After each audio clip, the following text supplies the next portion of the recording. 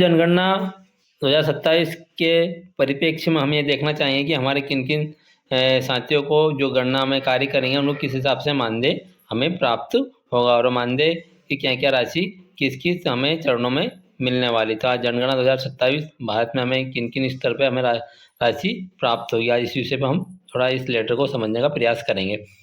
आज जनगणना हमें 2 चरणों में यहाँ पर जनगणना होना है। पहला चरण हमें मकान जनगणना करना है और सेकंड चरण हमें जनगणना करना है। तो हमें पहले चरण में हमारे यहाँ पर पर्यवेक्षक और जो प्रगणक है उनको हमें यहाँ पर पहले चरण में उनको मकान सूची का कार्य करना है, दूसरे चरण में उनको जनगणना का कार्य करना है। तो हमें यहाँ पर 2 जनगणना का कार्य करना है। तो पहले चरण की अगर हम बात करें तो हमें यहाँ पर पहले चरण में अगर हमारे जो सुपरवाइजर पहले चरण में हमें 9,000 रुपये की राशि प्राप्त होगी और सेकंड चरण हम जनगणना करेंगे उसमें हमें 16,000 की राशि प्राप्त होगी। कुल मिलाकर हम यह कह सकते हैं सुपरवाइजर और हमारा पर्यवेक्षक और हमारे प्रगणक को दोनों को मिलाकर यहाँ पर दोनों चरण में अगर वो मध्याह्न कार्य करेंगे तो उनको टोटल राशि 25,000 की हमें प्रदान की जाएगी।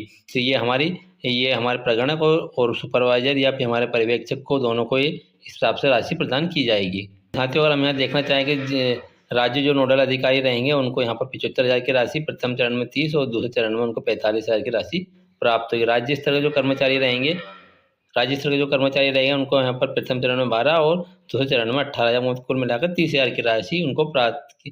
संभागीय आयुक्त एवं प्रमुख जनगणना अधिकारी जो रहेंगे हमारे उनको प्रथम चरण के 25,000 रुपये और सेकंड चरण के उनको 35, कुल मिलाकर 60,000 की राशि उनको प्रदान की जाएगी। जिला स्तर पर जो अधिकारी रहेंगे और जो हमारे NIC के जो अधिकारी रहेंगे उनको प्रथम चरण के 20 और सेकंड चरण के 25, कुल मिलाकर उनको 75,000 की, कुल मिलाकर उनको 45,000 की राशि प्राप्त होगी। यहाँ उपखंड जो विकासखंड का अधिकारी रहेंगे उनको यहाँ पर प्रथम चरण में 20 और सेकंड चरण में 25, कुल मिलाकर 45,000 की राशि प्राप्त होगी। और जो हमारे जो इंचार्ज रहेंगे, जो हमारे लिपि के इंचार्ज रहेंगे उनको यहाँ प्रथम चरण में 12 और दूसरे चरण में 18, कुल मिलाकर 30,000 की राशि उनको प्राप्त होगी। हमें राज्य स्तर पर जो हमारे जो ट्रेनर रहेंगे, मास्टर ट्रेनर वगैरह रहेंगे उनको यहाँ 900 रुपया प्रति दिवस के हिसाब से मिलेगी और जिला स्तर वालों को 650 रुपये और जिला तकनीक वालों को 650 वालों को 650 रुपये और प्रगणक और पर्यवेक्षक दोनों को 600 रुपये प्रदान की जाएगी।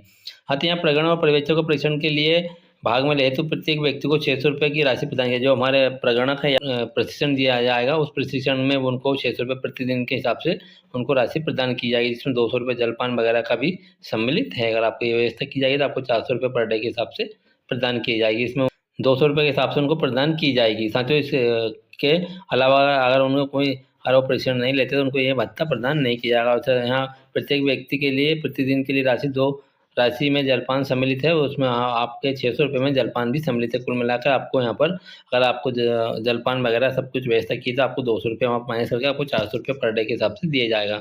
और MT और FT को अगर यहाँ प्रशिक्षण देंगे तो वहाँ पर और राज्य स्तर का उनका मानदेय रहेगा 1800 रुपया और वो फील्ड में अगर ट्रेनिंग देंगे तो उनको यहाँ पर प्रत्येक व्यक्ति को यहाँ ट्रेनिंग के प्रत्येक हमारे MT और MD को यहाँ अलग से राशि प्रदान की जाएगी। वो प्रशिक्षण के संबंध में है, उनको अलग से यहाँ पर राशि प्रदान की जाएगी। मतलब उनके प्रथम चरण में अगर उन्हें ट्रेनिंग करेंगे तो 7,500 दिए जाएंगे और अगर वो द्वितीय चरण में ट्रेनिंग करेंगे तो द्वितीय चरण के लिए भी उनको 7,500 प्रदान।